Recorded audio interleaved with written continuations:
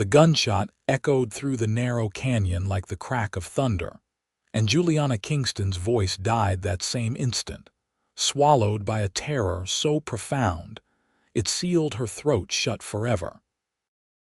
It was August 1876, and the Arizona Territory sun beat down mercilessly on the overturned stagecoach near Camp Verde, where bandits had left 3 men dead and taken everything of value except the life of one 20-year-old woman who now could not even scream. Juliana lay hidden behind a cluster of rocks, her green dress torn and dusty, her auburn hair tangled with desert brush, watching through traumatized eyes as vultures began to circle overhead. She had witnessed her father's murder, seen the driver's blood stain the red earth, watched her uncle fall trying to protect her. The words that should have formed on her lips dissolved into silence, and in that moment, something inside her shattered beyond immediate repair. 3 days passed before anyone found the wreckage. Juliana had survived on water from a nearby creek and the remnants of supplies scattered around the scene. She walked like a ghost into Camp Verde, her feet bloody and blistered, her eyes hollow and distant. The townspeople gathered around her with questions that fell on deaf ears, not because she could not hear them, but because her voice had simply stopped working. Doc Matthews examined her thoroughly and found no physical damage to her throat or vocal cords. "It is the mind sometimes," he said quietly to Sheriff Morrison. "I have seen it before, after the war. Trauma can lock up a person's voice as surely as chains lock up their body. She may speak again one day, or she may never speak another word in this lifetime." The sheriff contacted the Kingston family's remaining relatives back east through telegraph. Responses trickled in over the following weeks, each one expressing regret, but offering little help. An aunt in Boston wrote that she could not possibly take in a young woman in such a state, as she had 6 children of her own to manage. A cousin in Philadelphia claimed his home was too small. They sent money instead, which felt like the coldest comfort imaginable. Juliana found herself staying at the boarding house run by Mrs. Adelaide Porter, a stern but kind widow who took pity on the girl. The money from relatives paid for her room and board, at least temporarily. Juliana spent her days sitting by the window, staring out at the dusty streets of Camp Verde, watching life continue as though the world had not ended 3 weeks ago. She wanted to scream, to cry out, to release the anguish trapped inside her chest, but no sound would come. She tried every morning upon waking, willing her voice to return, but her throat remained locked, sealed by invisible bonds stronger than iron. It was on a Tuesday morning in September when Cole Patterson first saw her. He had ridden into Camp Verde with a string of horses he had broken and trained on his small ranch 20 miles north of town. Cole was 25 years old, tall and lean with dark blonde hair and eyes the color of weathered denim. He made his living working horses, buying wild mustangs and gentling them until they were suitable for riding or ranch work. It was honest work that required patience and a deep understanding of creatures that could not speak human language but communicated volumes through their eyes and bodies. He had stopped at the general store to buy supplies when he noticed her sitting in the window of the boarding house across the street. What struck him first was not her beauty, though she was lovely despite her obvious despair, but the profound sadness in her eyes. They were the eyes of a cornered animal, wild with grief and fear, yet resigned to whatever fate might bring. He had seen such eyes before, in horses that had been abused or frightened beyond their ability to trust. "Who is that?" Cole asked the shopkeeper, nodding toward the window. "That would be Juliana Kingston, poor thing," replied Mr. Hendricks, the store owner. "Lost her father and uncle to bandits last month on the road from Phoenix. Witnessed the whole terrible business. has not spoken a single word since. Doc says the trauma took her voice away. Cole looked back at the window, but Juliana had moved away from view. Something about her haunted expression stayed with him as he loaded his supplies onto his wagon and prepared for the long ride back to his ranch.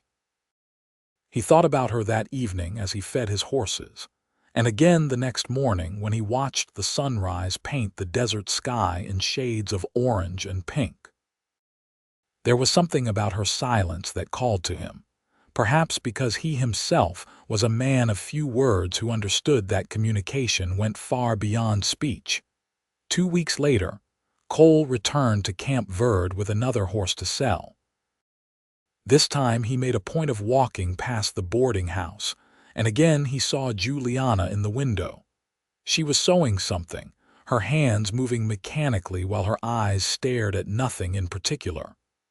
On impulse, he walked up the steps and knocked on the door. "Mrs. Porter answered, her sharp eyes taking in his dusty clothes and worn hat. "If you are looking for a room, we are full up at present." "No, madam," Cole said, removing his hat politely. "I was hoping to speak with you about Miss Kingston." The widow's expression softened slightly. "What business do you have with her?" "None at present," Cole admitted. "But I know something about creatures that have been hurt and frightened into silence. I work with horses, you see. I was wondering if perhaps she might benefit from spending some time around them. Animals can be healing for folks who have suffered trauma." Mrs. Porter studied him carefully. "That is an unusual suggestion, Mr. Patterson. Cole Patterson. I have a ranch north of here. I am in town selling horses fairly regularly. I would be happy to bring a gentle mare by sometime, see if Miss Kingston might like to meet her. No pressure, no expectations. Just an offer of something different from sitting in that window day after day." The widow considered this. "Let me speak with her. Come back tomorrow afternoon, and I will give you an answer." That night, Mrs. Porter knocked on Juliana's door and entered to find her preparing for bed. The older woman sat down and explained Cole's offer. Juliana's first instinct was to shake her head no, to refuse any intrusion into the safe cocoon of numbness she had built around herself. But something in Mrs. Porter's hopeful expression made her pause. "He seems like a decent man," Mrs. Porter said gently. "And heaven knows you need something to pull you out of this darkness, child. You cannot sit in that window for the rest of your life." Juliana looked down at her hands. They were small and pale, the hands of someone who had lived a comfortable life back east before coming to this brutal territory.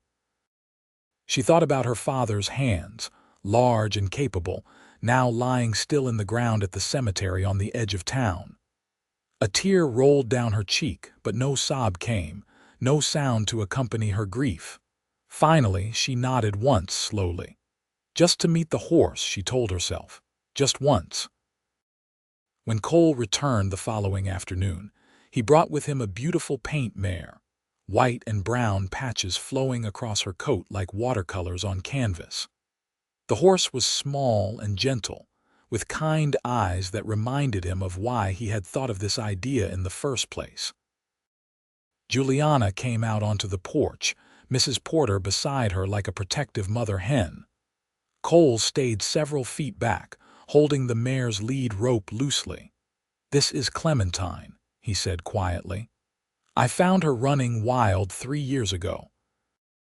She had been mistreated by her previous owner, and when I first got her, she would not let anyone within 10 feet without panicking. But with patience and time, she learned to trust again." He said nothing more, just stood there holding the rope while Clementine lowered her head and began nibbling at a patch of grass near the porch steps. Juliana watched the mare, something flickering in her empty eyes. Without realizing she was moving, she descended the steps slowly, one hand gripping her skirt. Cole remained perfectly still. This was the most crucial moment with any frightened creature he knew. One wrong move, one rushed gesture, and trust would shatter before it even began to form. Juliana approached to within 5 feet of the horse and stopped. Clementine raised her head and looked at her with large, liquid eyes. For a long moment, woman and horse regarded each other, two beings who had known fear and pain and the shattering of their world. Then Clementine took a step forward, stretching her neck out until her soft nose almost touched Juliana's arm. Juliana stood frozen, and Cole saw tears beginning to stream down her face, the first release of emotion she had shown since her arrival in town, according to Mrs. Porter. "She likes you," Cole said softly. "Horses know good souls when they meet them." Juliana slowly raised her hand and touched Clementine's nose. The mare whuffed gently, her breath warm against Juliana's palm. Something inside the young woman's chest loosened just slightly, a tiny crack in the wall of ice that had formed around her heart. They stood that way for several minutes before Juliana finally stepped back and looked at Cole for the first time. Her eyes met his, and in that moment, he saw past the trauma and grief to the person she had been before tragedy struck.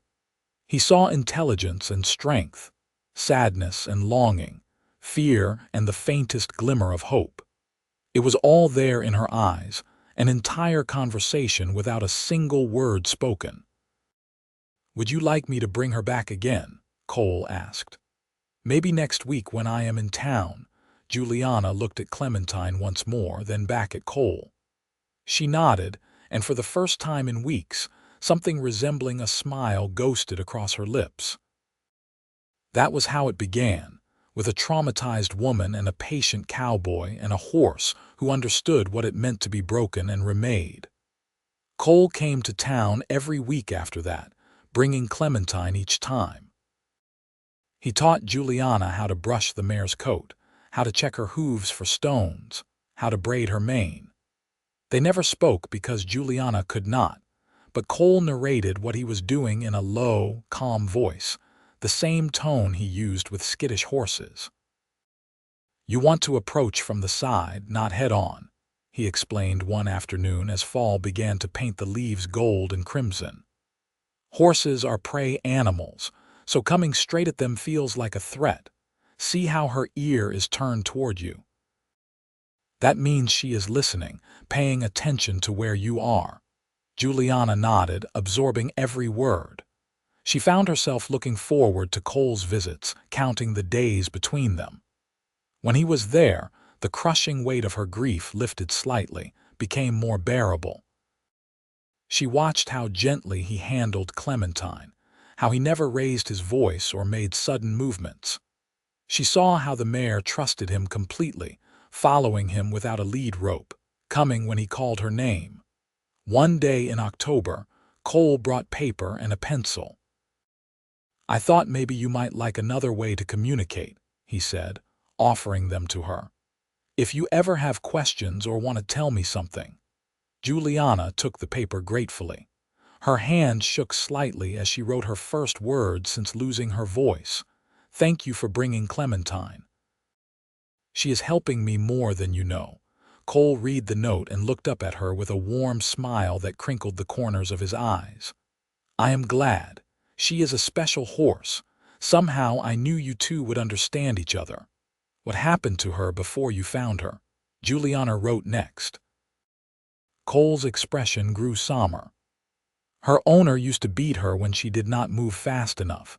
I bought her for next to nothing because he said she was worthless, too skittish to ride. But she was not worthless, she was just scared. It took me 6 months before she would let me put a saddle on her back, another 3 before she would let me ride her. Now she is one of the steadiest horses I own. Trauma does not have to be the end of a story, it can be the beginning of a new chapter." Juliana read his words and felt something shift inside her chest. He was not just talking about the horse, she realized. He was talking about her too. As autumn deepened and the desert air grew cooler, Cole's visits became the center of Juliana's existence. She began to notice small things about him.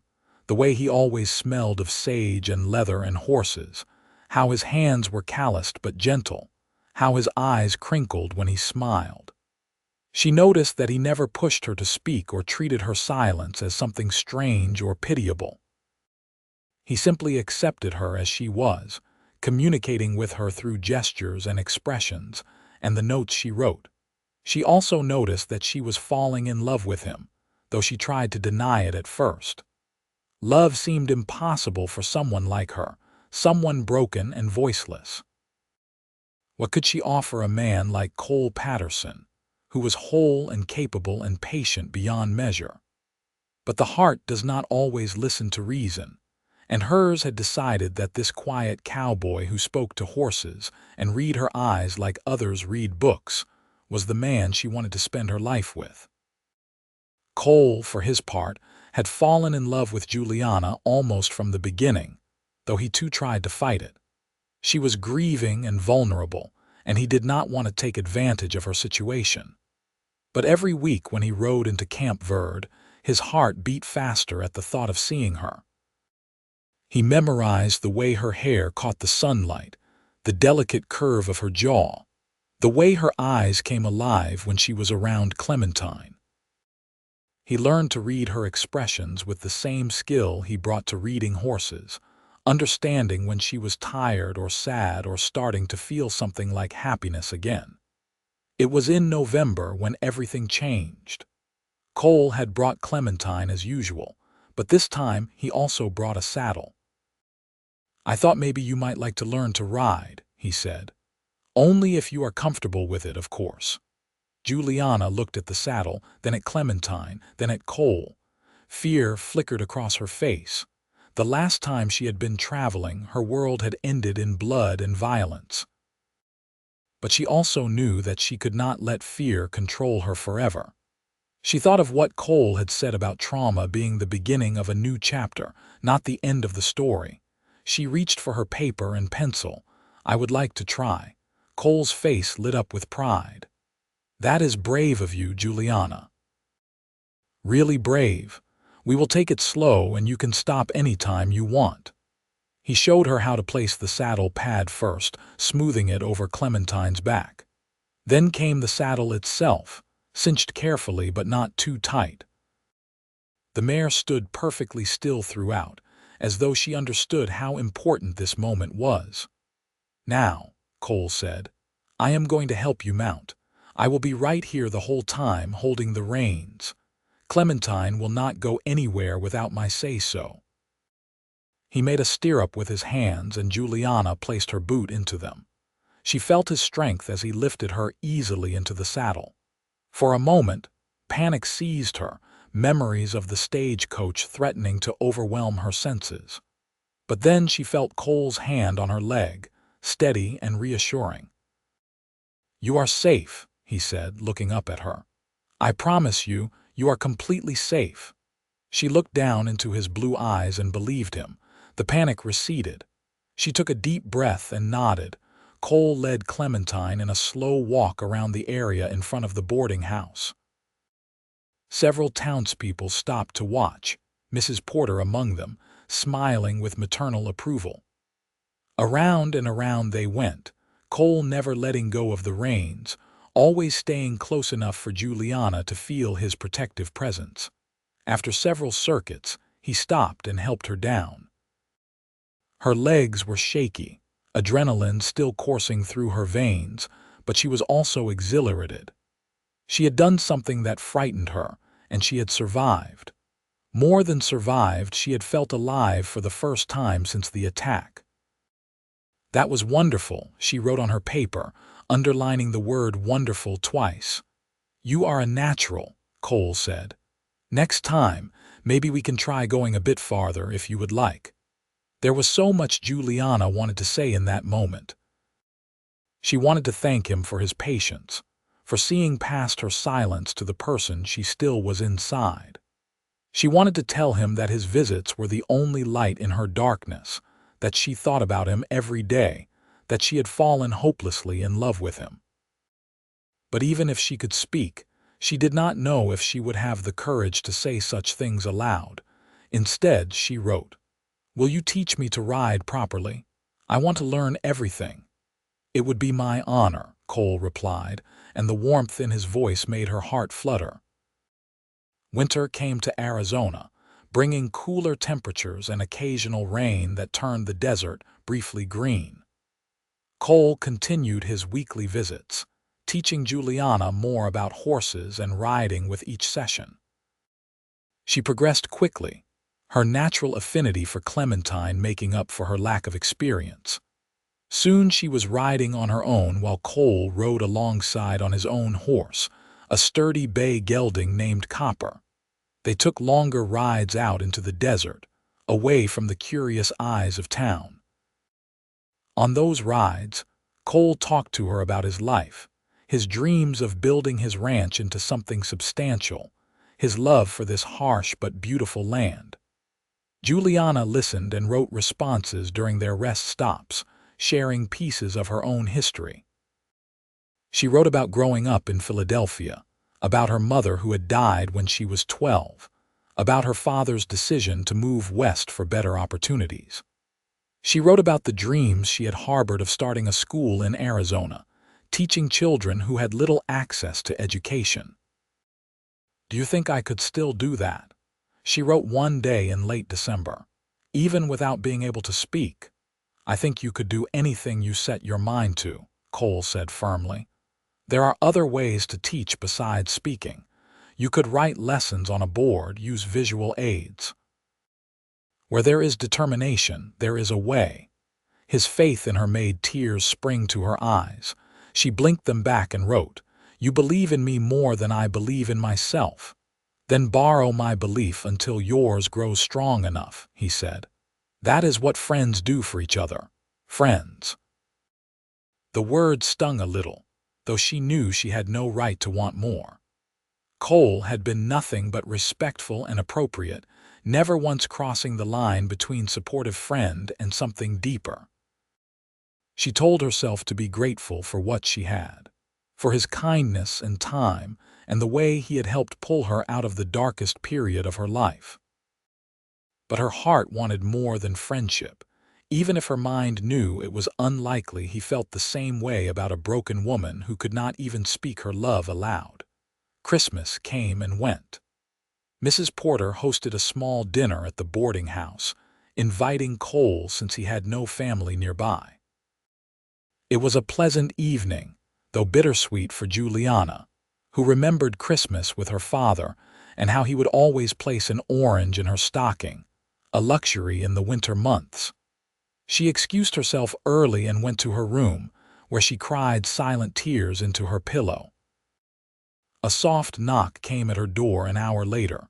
She opened it to find Cole standing there, hat in hand, looking uncertain. "Mrs. Porter said you seemed upset," he said. "I wanted to make sure you were all right before I head back to the ranch." Juliana gestured for him to come in, mindful of propriety but needing his presence more than she cared about appearances. She picked up her paper. "First Christmas without my father. It is harder than I expected." "I am sure it is," Cole said gently. "Grief does not follow a calendar.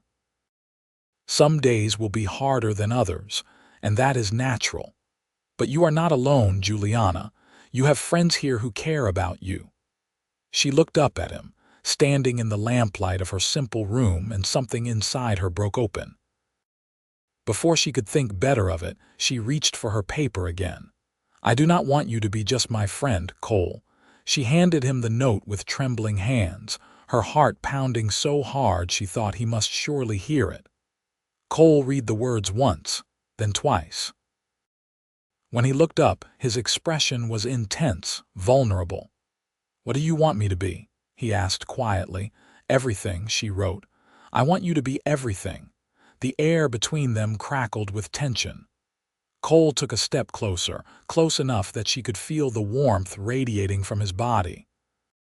"Juliana," he said, his voice rough with emotion. "I have been half in love with you since the first moment I saw you in that window.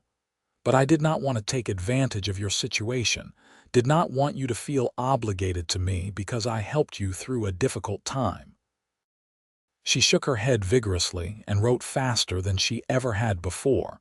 You have not taken advantage. You have given me reason to keep living when I wanted to give up. I love you, Cole Patterson. I love you so much it frightens me. He read her words and then did something she had been dreaming about for months. He reached out and cupped her face in his calloused hands, tilting her head up to look at him. I love you too, he whispered. Your silence does not matter to me. I can read everything I need to know in your eyes. And then he kissed her, soft and sweet and full of promise. Juliana melted into him, her arms wrapping around his neck, tears streaming down her face. She had thought herself unworthy of love, broken beyond repair, but Cole was showing her a different truth. She was wounded but not destroyed, silent but not voiceless in the ways that mattered most. When they finally pulled apart, both were breathing hard. Cole rested his forehead against hers. Marry me, he said. Come live at the ranch with me. Help me build something good and lasting. Let me spend the rest of my life learning to read your eyes and speaking without words. Juliana pulled back just far enough to grab her paper. Yes. 1,000 times yes. They were married in January of 1877 in a simple ceremony at the small church in Camp Verde. Mrs. Porter cried happy tears and declared it the most beautiful wedding she had ever attended. Doc Matthews gave Juliana away, having become a father figure to her over the past months. Several townspeople attended, people who had watched Juliana's journey from traumatized silence to this moment of new beginning. When the preacher asked if she took Cole to be her lawfully wedded husband, Juliana nodded firmly. Her eyes locked on Cole's face. The preacher, who had been briefed about her condition, accepted her nod as binding as any spoken vow. Cole spoke his vows in a clear, strong voice. I take you, Juliana Kingston, as my wife. I promise to honor your silence and hear your voice in all the ways that matter. I promise to protect you, cherish you, and spend my days learning the language of your heart. From this day forward, we speak as one. There was not a dry eye in the church. Life at the ranch took some adjustment. The house was small but well built, with 2 bedrooms, a kitchen, and a living area with a stone fireplace. Cole had clearly tried to prepare for her arrival, cleaning everything thoroughly and even placing wildflowers in a jar on the kitchen table. It was isolated, 20 miles from the nearest neighbor, but Juliana found she did not mind. After the chaos and violence that had stolen her voice, the peace of the desert felt healing. She threw herself into making the ranch a home. She cooked meals, tended a small garden, sewed curtains for the windows.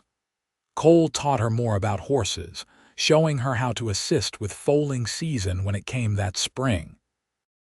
They worked side by side during the days, communicating through gestures and glances, and at night they fell into each other's arms, expressing love in ways that required no words at all. Juliana discovered she had a gift for working with the more difficult horses Cole acquired. Perhaps because she could not speak, she relied entirely on body language and gentle touch, which the traumatized animals responded to beautifully. She and Cole developed a system where she would work with the horses first, getting them comfortable with human contact, and then Cole would gradually introduce halters, saddles, and eventually riders. Their reputation grew. People came from farther and farther away to buy Patterson horses, knowing they were getting animals that had been treated with exceptional care and patience. The ranch began to prosper, allowing them to expand their herd and improve their facilities.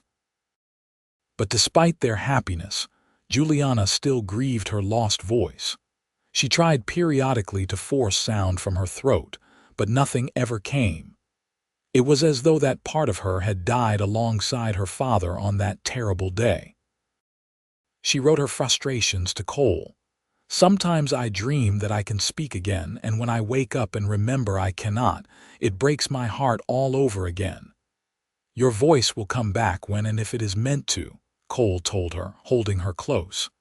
And if it never does, that is all right too. You communicate more with your silence than most people do with all their words. I love you exactly as you are, Juliana.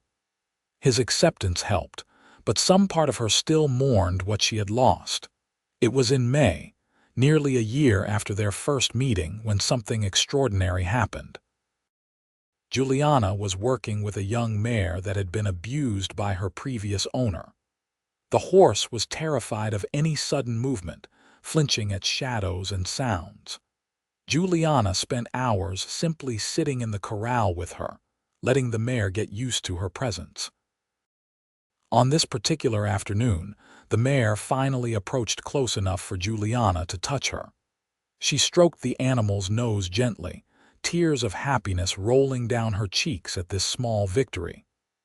The mare whinnied softly, and in that moment, something inside Juliana shifted. She felt a tingling in her throat, a loosening of the invisible bonds that had held her voice captive for so long. She opened her mouth, and to her absolute shock, a sound emerged. It was small and rough, barely more than a whisper, but it was there. "Good girl." The mare's ears perked forward. Juliana clapped her hand over her mouth, eyes wide with disbelief. Had she really just spoken? She tried again. "Good girl, you are such a good girl." The words were scratchy and uncertain, her voice weak from months of disuse, but they were words nonetheless. After nearly a year of silence, Juliana had spoken. She ran from the corral, screaming for Cole. The sound was hoarse and breaking, but it was the most beautiful sound in the world. "Cole, Cole!" He emerged from the barn at her run, fear on his face at her distress. "What is wrong? What happened?" "I can speak," she said, tears streaming down her face. "Cole, I can speak again." He stood frozen for a moment, processing her words. Then a huge grin split his face and he ran to her, sweeping her up in his arms and spinning her around. "Say it again," he demanded. "Say anything." "I love you," she said, her voice raspy but clear. "I love you, Cole Patterson. I love you so much." He kissed her then, deep and passionate, and when they broke apart, both were crying and laughing at the same time. The weight of her silence had not destroyed their relationship. They had built something strong enough to transcend it, but having her voice return felt like a gift neither had dared to hope for. That night, they lay in bed and talked for hours. Juliana's voice was weak and gave out periodically, but neither of them cared. She told him about her childhood, about her mother's death, about her dreams for the future. She described the day of the attack in words she had never been able to write, releasing the horror through speech in a way that felt cathartic and necessary. "I thought my voice was gone forever," she said, her hand clasped in his. "I thought that part of me had died that day." "Some part of you did die that day," Cole said gently. "The innocent girl who had never faced true violence or loss, but someone stronger grew in her place. Someone who learned to communicate in deeper ways than speech alone. Your voice came back, Juliana, but not to make you whole. You were already whole. It came back because you were finally healed enough to use it again." His words resonated deep in her soul. He was right. Her silence had not been a weakness but a chrysalis, a necessary stage of transformation. She had emerged from it changed but not broken, stronger in ways she could never have imagined. Over the following weeks, Juliana's voice gradually grew stronger. Some days it worked perfectly, and other days stress or emotion would cause it to fail again temporarily. But even on those days, she and Cole communicated just fine. They had learned each other's language so thoroughly that words were often unnecessary. In August of 1877, exactly 1 year after the attack that had stolen her voice, Juliana discovered she was pregnant. Doc Matthews confirmed it on one of their trips to Camp Verde, and she and Cole celebrated quietly, overwhelmed with joy and anticipation. They spoke of names and dreams, of the life they would build for their child on this ranch in the desert. "Boy or girl, it does not matter to me," Cole said that night, his hand resting on her still flat stomach. "As long as the baby is healthy and you both come through safe." "I hope he or she has your eyes," Juliana said, her voice soft in the darkness. "Your beautiful, kind eyes that see so much." Their son was born in April of 1878, a spring baby with his father's blue eyes and his mother's auburn hair. They named him Daniel, after Juliana's father, and raised him in a home filled with love and horses and the vast beauty of the Arizona desert. Juliana told him the story of how she lost her voice and found it again, teaching him that trauma does not have to define a person's entire life. 2 years later, a daughter joined the family. They named her Grace, for the grace that had brought Cole and Juliana together when both needed healing most. Grace was a spirited child who loved the horses as much as her parents did, and who never met a challenge she would not attempt. As the years passed, the ranch continued to prosper. Juliana eventually did start a small school, teaching the few children from neighboring ranches basic reading, writing, and arithmetic. She discovered that her experience with silence had made her more patient and observant, better able to understand students who struggled or had difficulty expressing themselves. She became known throughout the territory as the teacher who really listened, who saw each child as an individual with unique needs and gifts. Cole's reputation as a horse trainer grew legendary. People said he could gentle even the wildest Mustang, that he had a gift for understanding animals in ways most people never would. But Cole always gave credit to Juliana, saying she had taught him to communicate without words, to read meanings in eyes and gestures and the subtle shifts of body language.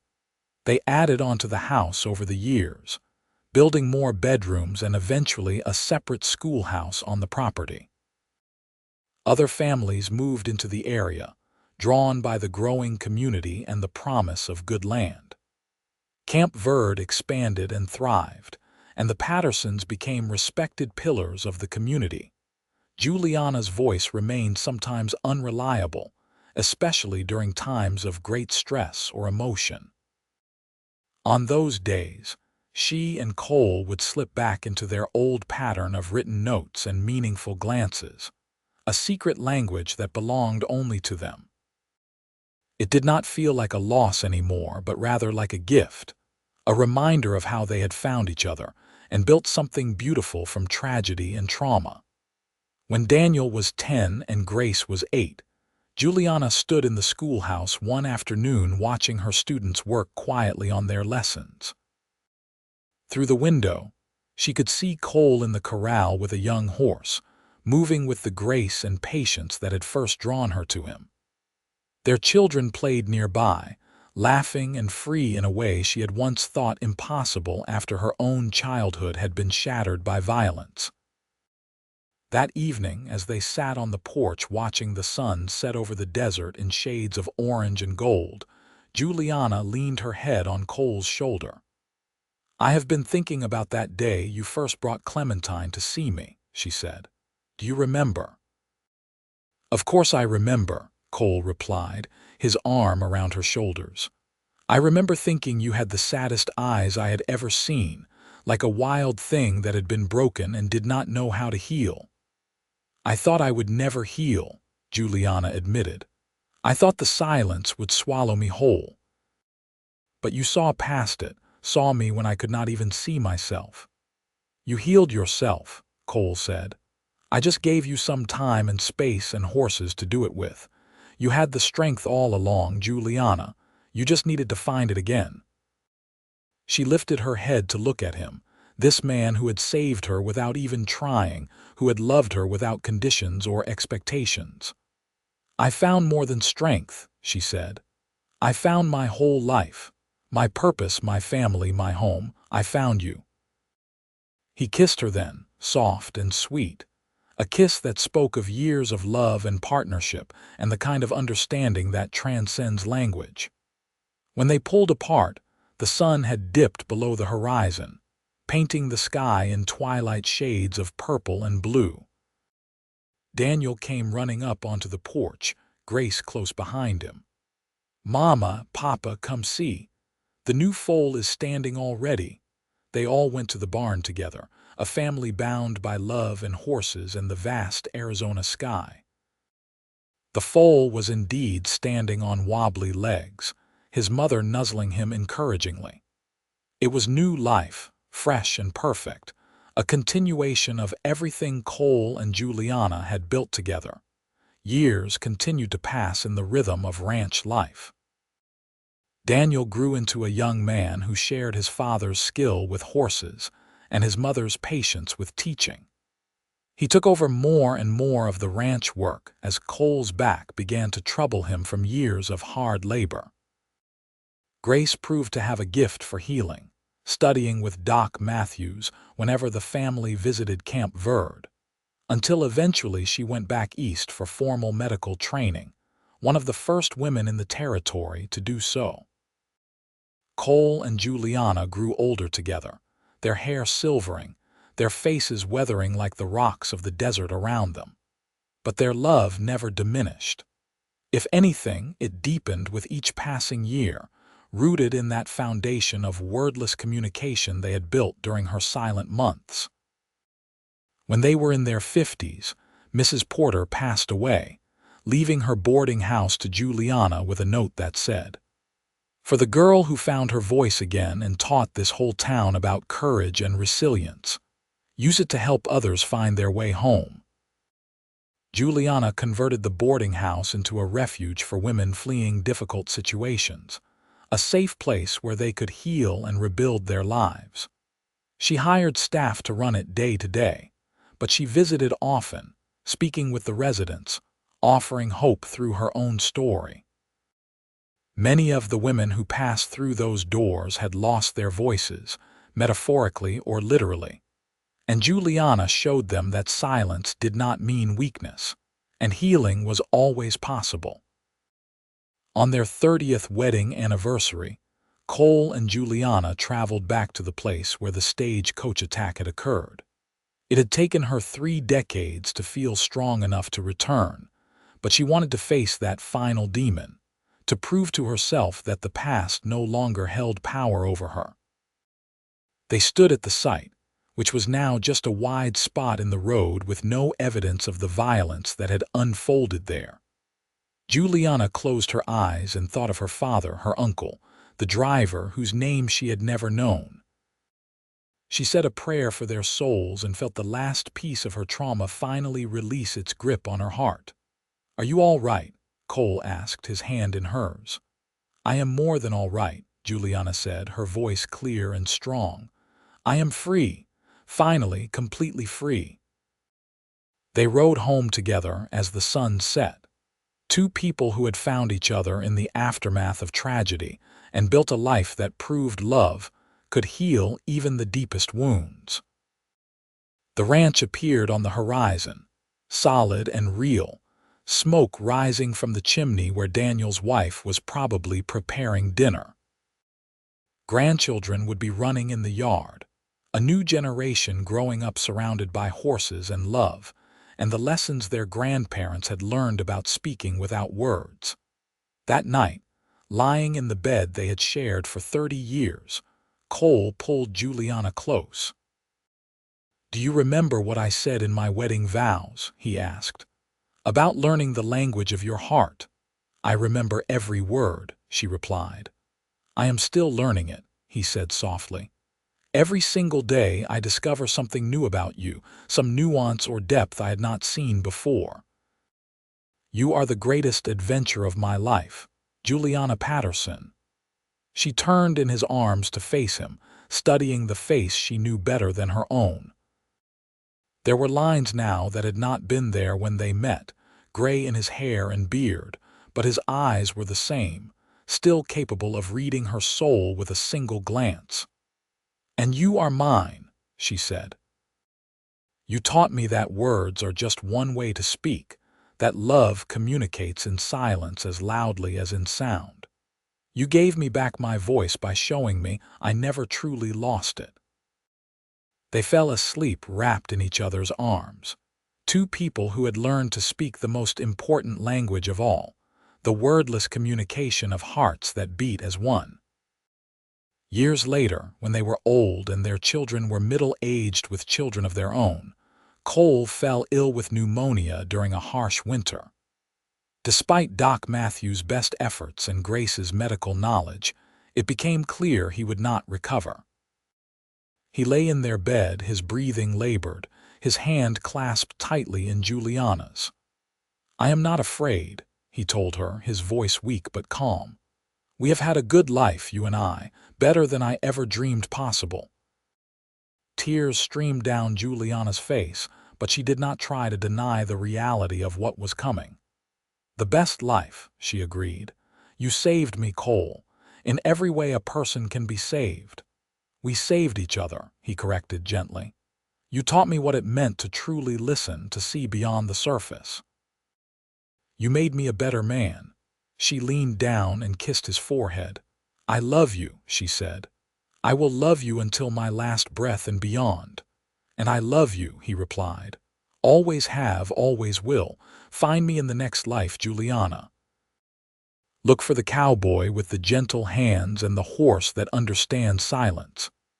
He passed quietly that night, his hand still in hers, a soft smile on his face as though he saw something beautiful waiting for him on the other side.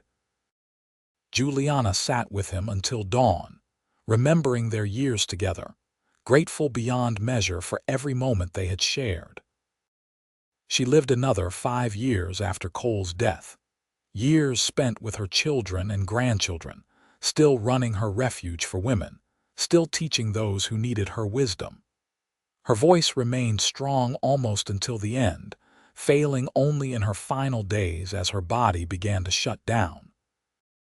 On a warm spring morning in 1923, surrounded by her family, Juliana closed her eyes for the last time. Her last words were, "I see him. He is waiting for me with Clementine." And then she was gone, reunited with the cowboy who had learned to read her eyes and speak without words, who had shown her that love could heal even the deepest trauma, that silence could be as eloquent as speech, and that two broken souls could come together and create something whole and beautiful and enduring.